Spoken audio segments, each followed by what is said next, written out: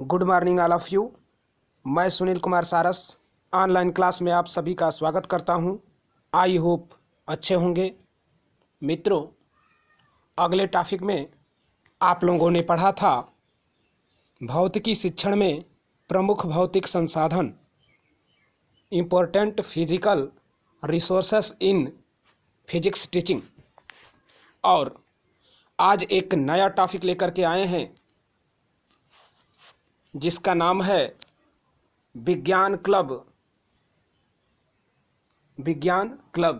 यानी science club. तो देखते हैं क्या है साइंस क्लब, विज्ञान क्लब क्या है।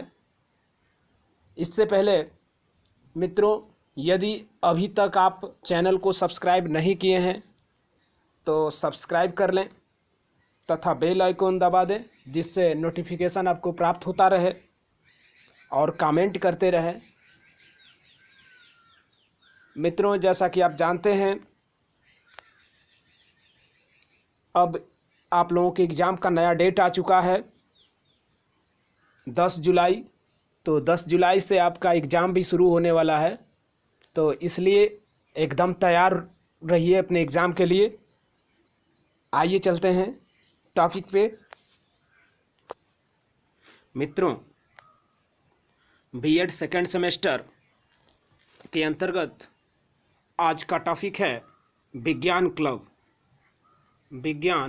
क्लब यानी science club. What is meaning of science club? तो थ्यूबर एंड क्वालिटी के अनुसार देखते हैं। थ्यूबर एंड क्वालिटी के अनुसार विज्ञान क्लब कक्षा कक्ष की संस्थितियों से भी अधिक व्यापक है। जो विज्ञान क्लब है वह कक्षा कक्ष की जो संस्थितियां हैं उससे भी अधिक व्यापक है।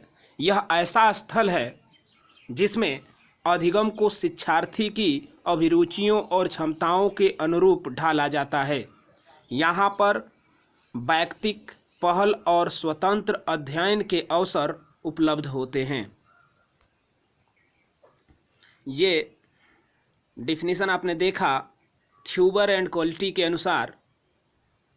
आइए देखते हैं विज्ञान के लक्ष्य क्या हैं, विज्ञान के उद्देश्य क्या हैं, विज्ञान क्लब के उद्देश्य या लक्ष्य, एम्स ऑफ साइंस क्लब। तो विज्ञान कक्ष के निम्नलिखित उद्देश्य होने चाहिए, जिसमें आप देख सकते हैं।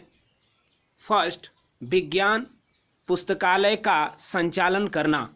इसका फर्स्ट उद्देश्य यह होना चाहिए कि विज्ञान पुस्तकालय का संचालन करना।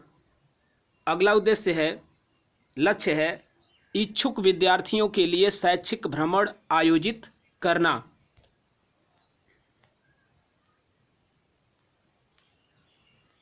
प्रतिभा खोज में विद्यालय को सहायता देना। प्रतिभा खोज में विद्यालय को सहायता देना। अगला है, छात्रों में वैज्ञानिक दृष्टिकोण उत्पन्न करना तथा उसका विकास करना।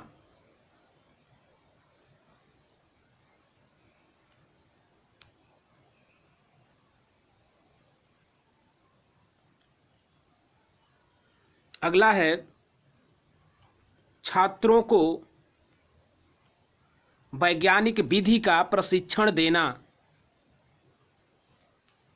सामूहिक रूप से मिलजुल कर काम करने की आदत डालना तथा उनमें नेतृत्व की भावना या योग्यता उत्पन्न करना। यानी सामूहिक रूप से मिलजुल कर के काम करने की आदत डालना तथा उसमें नेतृत्व की जो भावना है, जो योग्यता है नेतृत्व की, उसको विकसित करना। तो ये लक्ष्य होना चाहिए विज्ञान क्लब के। आइए देखते हैं अगली हेडिंग, विज्ञान क्लब का संगठन यानी ऑर्गेनाइजेशन ऑफ साइंस क्लब। विज्ञान क्लब का संगठन क्या है, आइए इसको देखते हैं।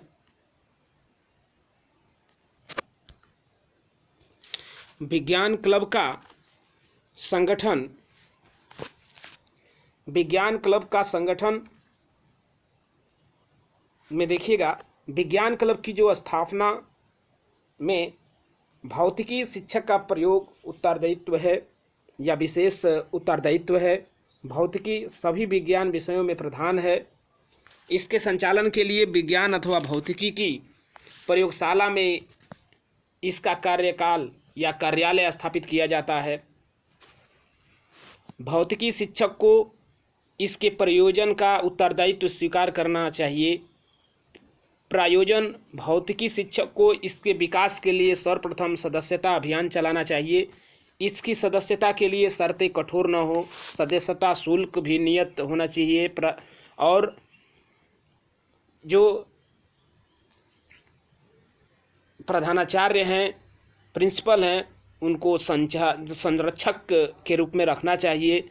विधिवत इसका विधान बनाया जाना चाहिए तथा समुचित संस्था से इसका पंजीकरण कराना चाहिए। मानव संसाधन विकास मंत्रालय भारत सरकार के अंतर्गत शिक्षा विभाग विज्ञान क्लब जैसे संगठनों के संचालन को प्रोत्साहन देता है।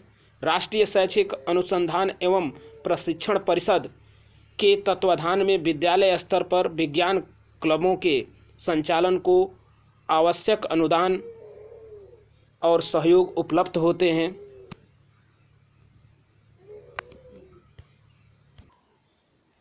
मित्रों, यहाँ पर एक दृष्टांत क्लब का संगठनात्मक ढांचा प्रस्तुत किया जा रहा है। देखेंगे, फर्स्ट है विज्ञान क्लब का नाम। विज्ञान क्लब का नाम, जब भी आप क्लब का निर्माण करते हैं, ढांचा तैयार करते हैं, तो सबसे पहले अपने क्लब का, विज्ञान क्लब का नाम रखेंगे। जैसे कि यहाँ पर एक नाम रख दिया गया है, sir CV Raman club, sir CV Raman club. वैसे ही आप अपने किसी भी महापुरुषों के नाम पर आप अपने क्लब का नाम रख सकते हैं। सेकंड देखते हैं, कार्यालय। जी हाँ, कार्यालय कैसा होना चाहिए? भौतिकी या विज्ञान प्रयोगशाला का कार्यालय होना चाहिए। कार्यालय का नाम में आप विद्यालय का नाम लिख सकते हैं, जैसे यहाँ पर लिखा गया है, देवचंद दल सिंगार भारतीय विद्यापीठ स्नातकोत्तर महाविद्यालय आर्यनगर शेखनपुर गाजीपुर। तो इस प्रकार से ये कार्यालय हो गया। उसके बाद इसमें मुख्य पॉइंट आता है पदाधिकारी।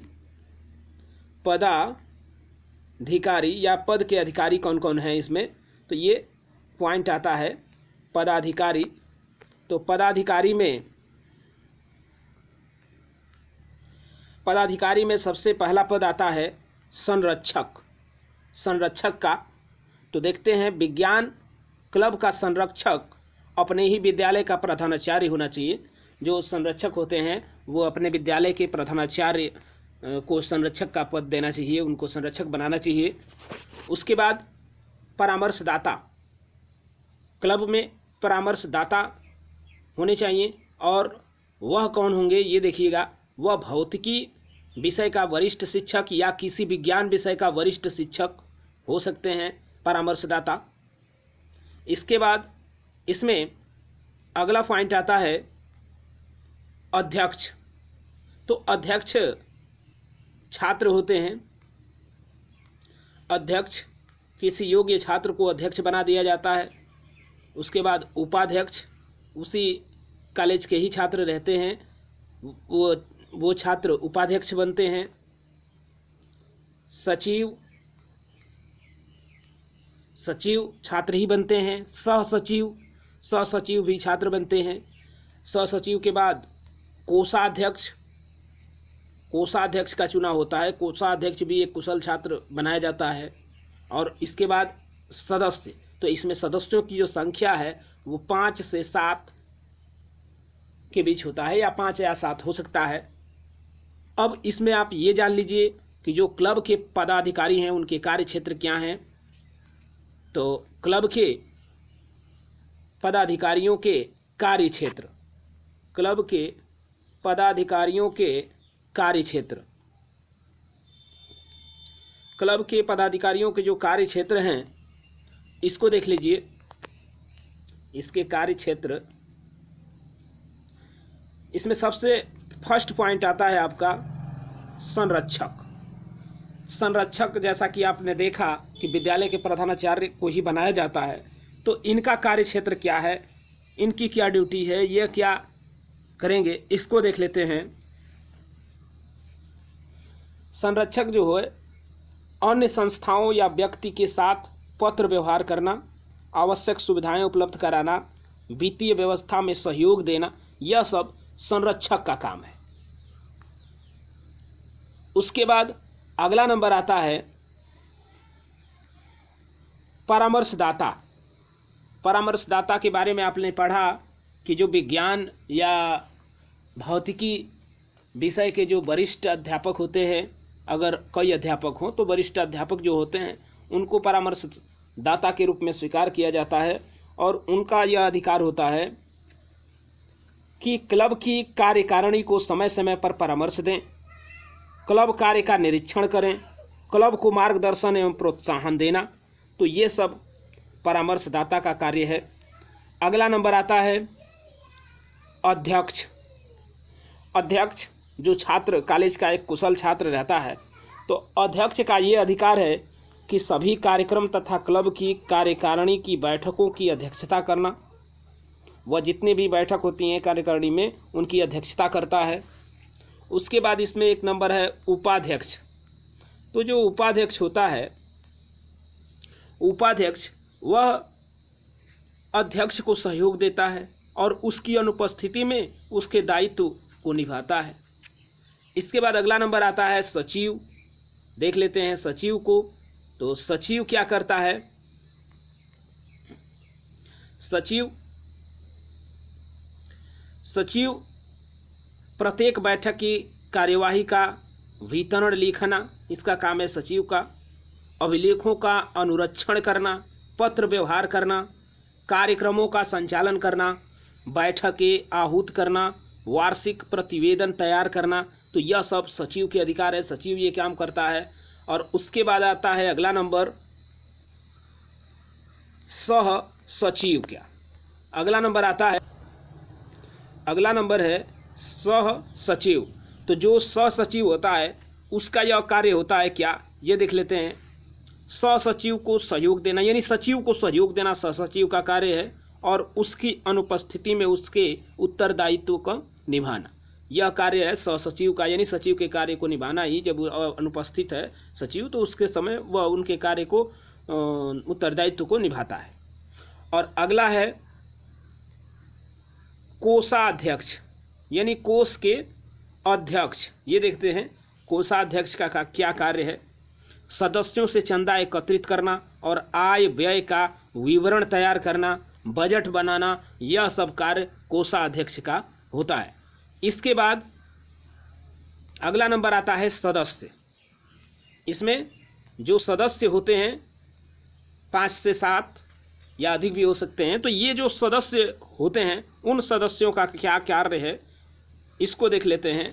सदस्य या प्रतिनिधि के जो अधिकार है, यह एक ही रूप में है, सदस्य कहें या ये कह सकते हैं सदस्य प्रतिनिधि। सदस्य प्रतिनिधि, तो जो सदस्य के प्रतिनिधि होते हैं उनका क्या कार्य होता है, ये देख लेते हैं।